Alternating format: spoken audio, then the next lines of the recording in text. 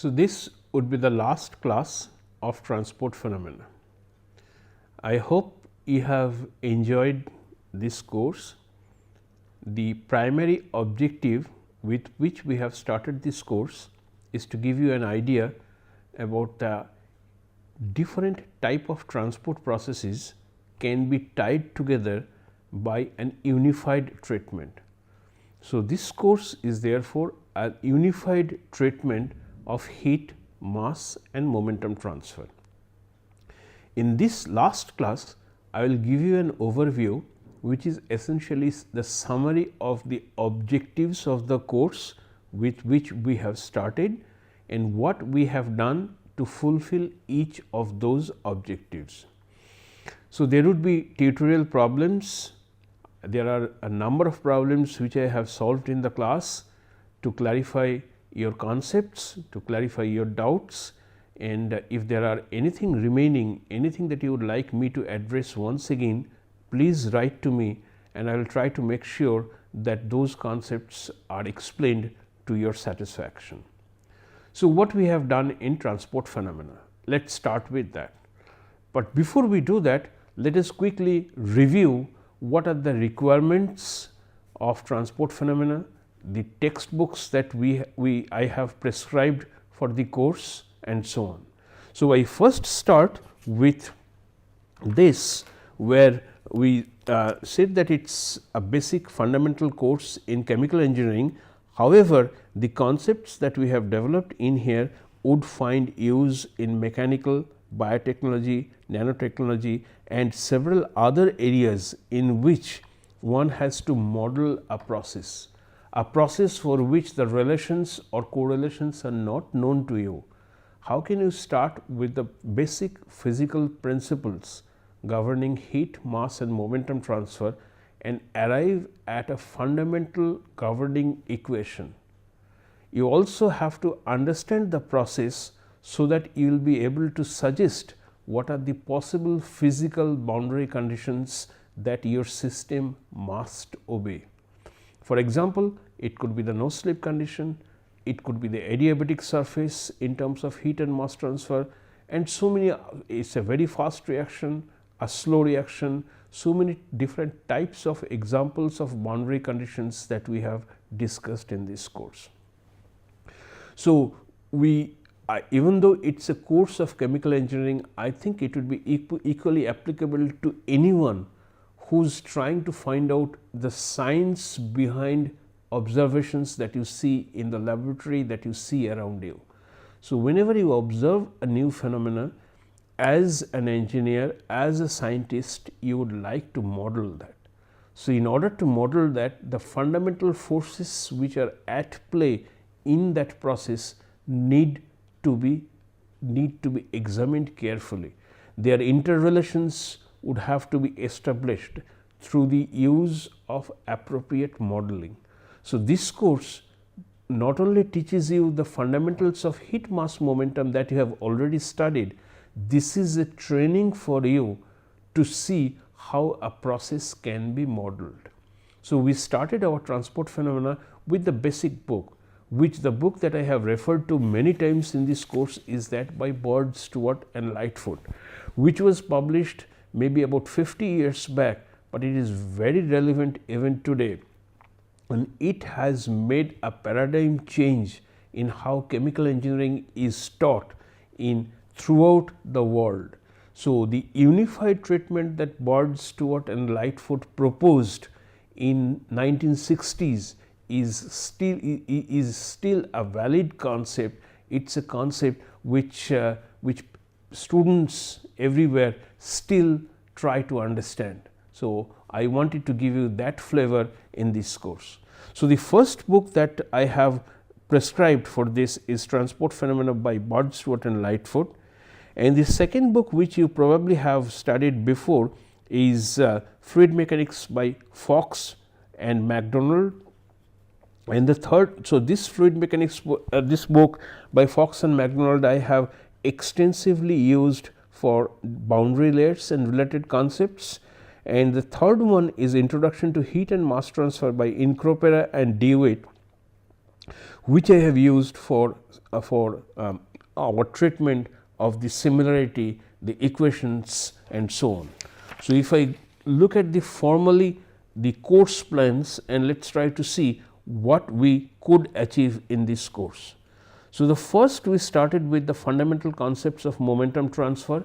I started with shell balance, and the shell balance is a unique and handy way to treat simple problems. So, you think of a shell and you make the momentum balance, which are the forces acting on it. And we have identified the forces to be of two different types. One is due to the surface forces, and of surface forces we took the examples of there is a pressure difference which causes the flow, and there is a shear interaction between layers of fluid which are slipping past each other. So, shear is some sort of a restoring force, shear which opposes the flow. So, pressure and shear are the two forces which we have analyzed under the category of surface forces. And there would also obviously be body forces, and the most common body force is gravity. So, your shell balance essentially tells you that the rate of momentum into a control volume, and the momentum in can be by two mechanisms. One is by convection and the other is by conduction or diffusive momentum transport.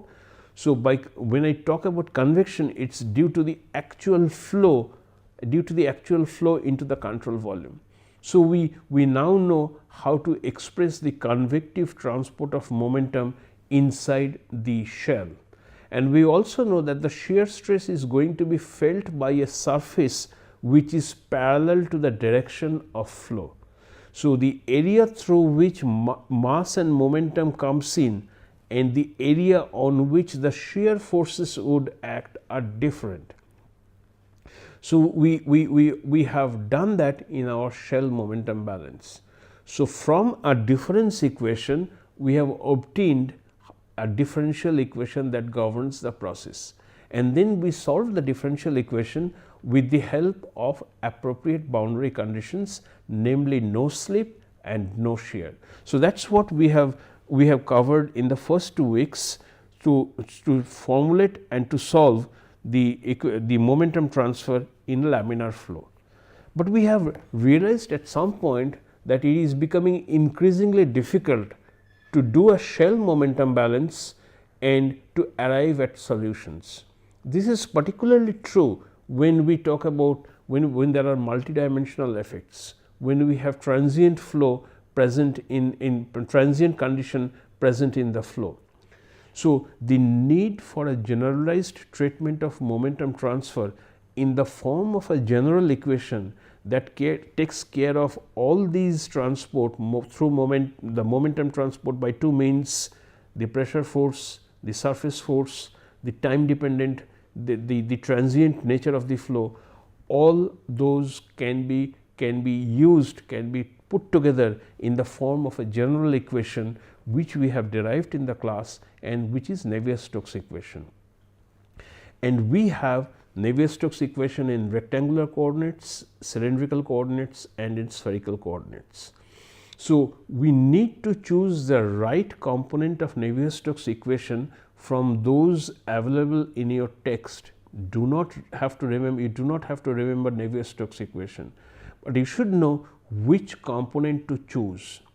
So, for a Cartesian coordinate, find out which is the principal direction of flow and choose that as to be the governing equation that needs to be used for subsequent solution of the velocity profile. So, we know what is Navier-Stokes equation, how to use Navier-Stokes equation, the same boundary conditions would apply. So, comparing the shell momentum balance and Navier-Stokes equation, you could quickly appreciate the utility of Navier-Stokes equation in the formulation of the problem and the governing equation. So, that is what we covered significantly. Then came the boundary layer concepts, the boundary layer thicknesses and so on. So, what we have done in those two or three weeks is introduce the concept of boundary layers. that there exists a thin layer very close to the solid surface, which is responsible for all transport phenomena that you can think of, be it mass transfer, momentum transfer or heat transfer. Everything is confined in that thin layer close to the solid surface. Inside the boundary layer, the flow is two dimensional. Outside the boundary layer, the flow can be treated as inviscid flow. So, boundary layer is the missing link between experiments and theory that existed in the early 19th century. So, the concept of boundary layer is further enhanced by the definitions of what is the boundary layer thickness, and we understood that evaluating the boundary layer thickness is a difficult proposition. So, instead of boundary layer thickness, we have introduced the concept of integral thicknesses, namely the displacement thickness and the momentum thickness, which allowed the interpretation of the data in a way that would minimize the experimental errors. So, the way this boundary layer has been treated, especially for the simplest possible case of laminar flow over a flat plate, that is, we use the Blasius formulation to obtain a dimensionless higher order ordinary differential equation using the concept of boundary layer approximation and using the solution methodology of combination of variables. So, we defined a similarity parameter, transformed the partial differential equation to an ordinary differential equation, and numerically solved the equation to obtain a table which contains the values of eta, which is the dimensionless distance, and we have evaluated what are the dimensionless stream functions, which are f, the f prime, f double prime, and so on. And we already know what is the relation of velocity with f, f prime, and so on. So, with the Blasius exact solution approach and with the help of numerical solution, we obtained closed form solutions of delta, compact expressions of delta, the thickness of boundary layer as a function of Reynolds number. And we have also obtained what is the friction coefficient Cf, the friction coefficient, which is essentially the wall shear stress divided by half rho E square. What would be the expression of that if we go for analytical solution of boundary layer flow over a flat plate? While doing that, we understood that it is not sufficient, it is not enough, because even the simplest possible case resulted in a partial differential equation. Analytical solution was not possible, numerical solution had to be used. So, how are we going to treat cases in which the area over which the boundary layer forms is curved? What happens if instead of laminar flow we have turbulent flow? So, this has established the need for a more general, approximate but more general method. So, we then went ahead and we derived the momentum integral equation. As the name suggests, it is an integral equation, and the advantage of that, it is not restricted to laminar flow or turbulent flow. The only thing you need in order to solve momentum integral equation, which by the way is an ordinary differential equation, is an assumed velocity profile inside the boundary layer that needs to satisfy the conditions at the solid liquid interface and at the edge of the boundary layer. So, with an assumed velocity profile, we then proceeded to benchmark our results against the one which is already available. So, we already know what would be the boundary layer thickness variation with Reynolds number in laminar flow over a flat plate. So, we used momentum integral equation to obtain the same relation, to obtain the expression for Cf, and we saw that the variation was very small.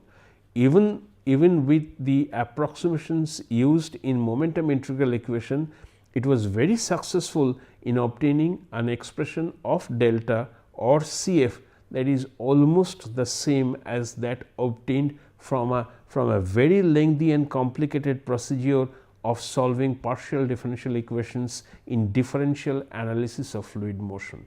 So, an integral motion, integral analysis therefore, was always preferred because it gave us a handy way, a convenient way to solve for situations not only laminar. We then went for turbulent boundary layer, and in the turbulent, not only in the turbulent boundary layer where we have used the some of the other approximations, for example, the expression of the friction factor in turbulent flow and so on.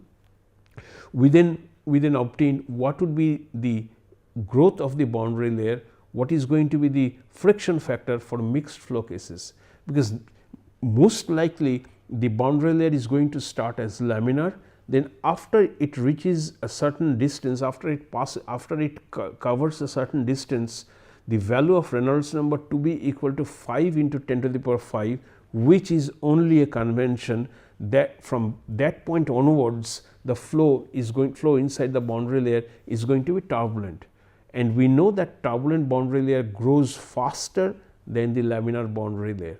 So, for those cases where the boundary layer is initially laminar and then it has become turbulent, that is mixed boundary layer cases, we obtained what would be the functions, what would be the expressions for Cf and so on.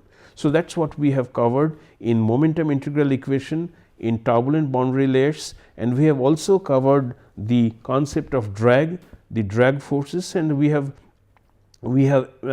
been exposed to the beautiful examples of how a cricket ball would swing in air. So, I think that was quite interesting to show that there would be difference in pressure on an object based on whether you have laminar flow on one side and turbulent flow on the other side. Such pressure difference would probably ensure that the moving object will try to move away from its straight line path.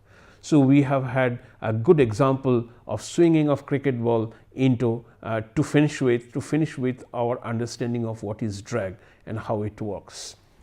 From that point onwards, we then shifted gears to heat transfer, and the same way we have done a shell heat balance method to end with appropriate boundary conditions. We solved some of the examples of heat transfer in laminar flow, heat transfer in solids, heat transfer in solids where the temperature could also be a function of time, and in there where we have the temperature varies with xyz and temperature can also vary with time, we have introduced the concept of lumped capacitance formulation, which tells you that the entire process of modeling heat transfer, modeling transient heat transfer can be simplified significantly if it is assumed that inside the solid object the temperature does not vary with spatial positions. So, T is not a function of xyz, T the temperature is only a function of time. So, if we do that lumped capacitance, and we have discussed when this lumped capacitance model approach would be valid, then the problem of transient heat conduction, and for special cases where one end of the solid which was initially at uniform temperature is suddenly changed to another temperature. So, if one end of a solid with uniform temperature is suddenly exposed to a different temperature, how would the temperature inside the solid will change as a function of position and as a function of time, and we saw the error function solution in it.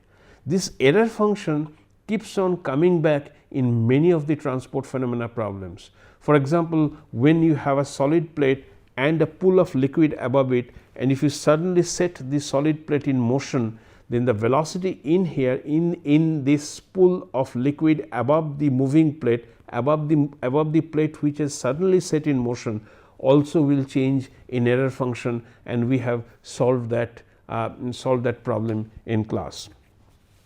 So, going back quickly once again, the first few weeks up to Navier-Stokes equation, we have used extensively Bird-Stewart-Lightfoot, the textbook of Bird-Stewart-Lightfoot. The boundary layer concepts, the momentum integral equation, this was from the book of fluid mechanics by Fox and MacDonald, as well as in Bird-Stewart-Lightfoot. So, the first 2-3 weeks it was Bird-Stewart-Lightfoot only, then we have Navier-Stokes equation. This Navier-Stokes equation was from Bird-Stewart-Lightfoot as well as from Fox and MacDonald, but the boundary layer concept, the momentum integral equation, that was entirely from Fox and MacDonald. Then we solved the heat transfer using the same approach of shell heat balance. We saw the need for having a general solution. So, we went ahead and obtained the energy equation, the transient conduction that I have just described, the analytical solutions, for example, an error function solution and other methods. So, this is mostly from Bird-Stewart-Lightfoot, and the other book on heat and mass transfer, which is by Incropera and Dewitt.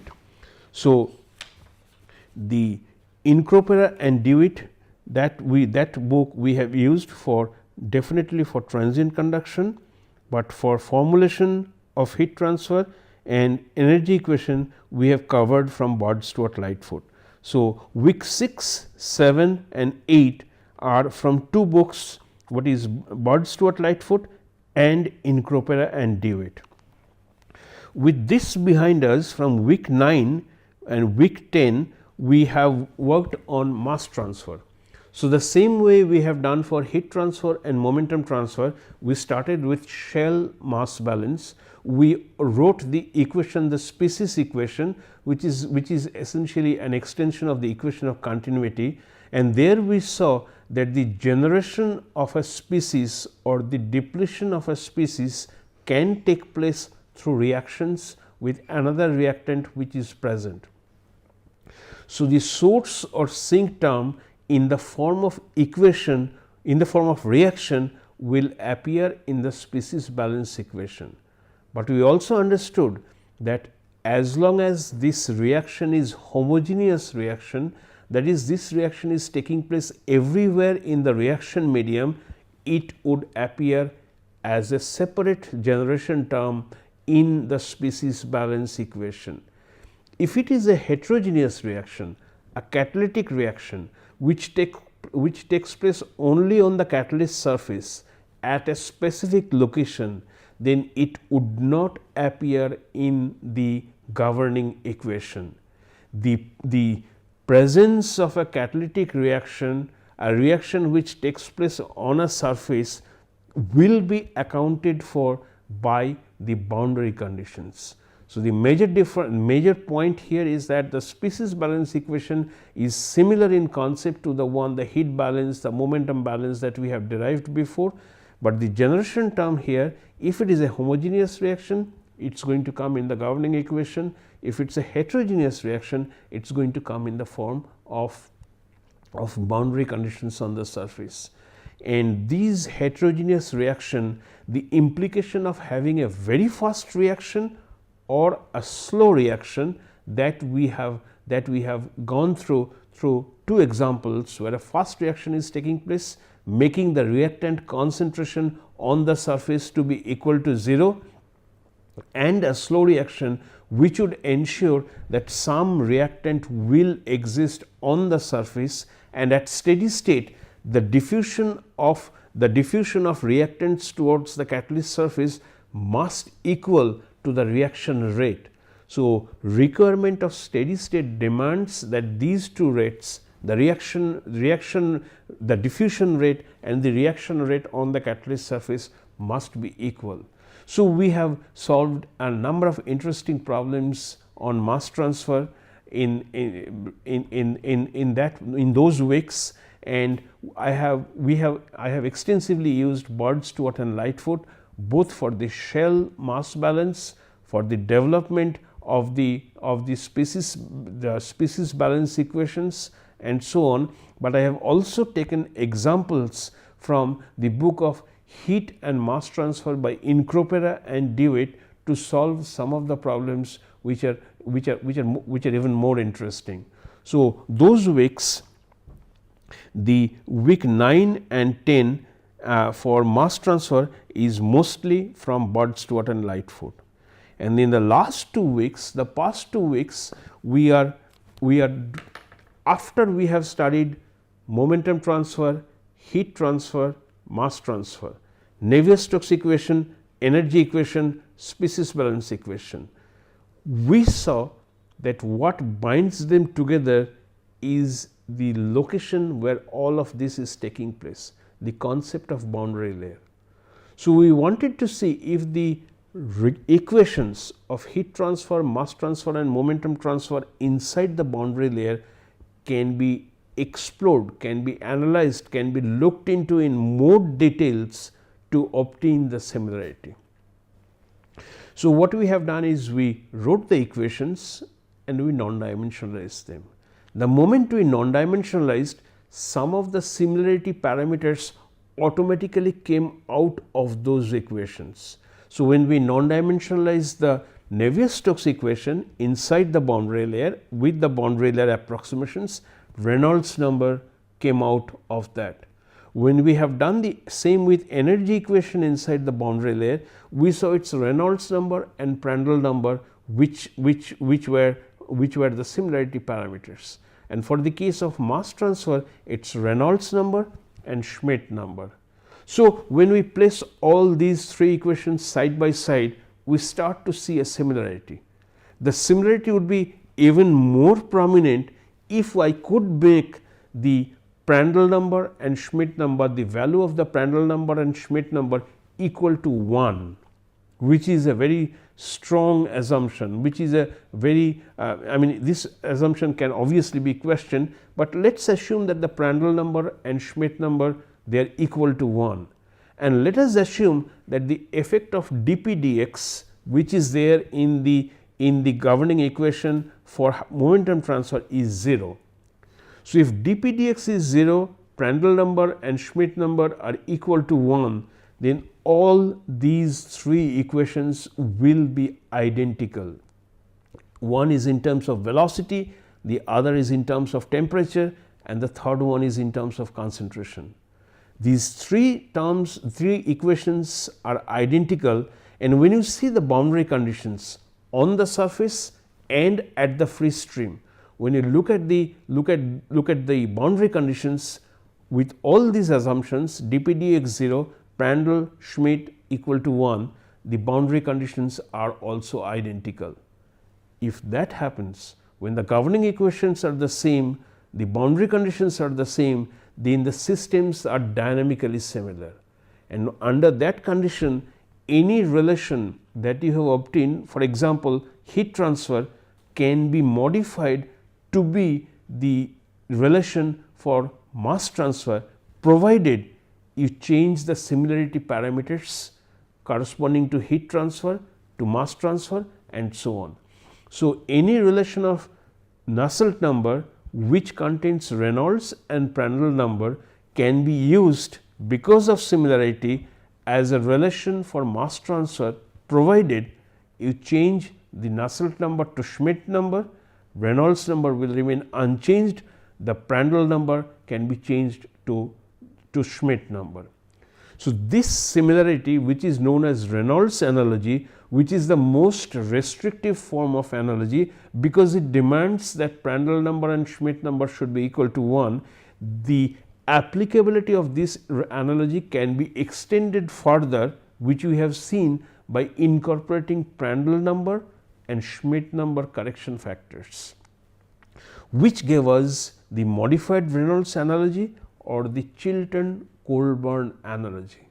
So, this is the point which I tried to convey in this course, that everything is similar, all these transport processes are similar if you look at them through the lens of analogy.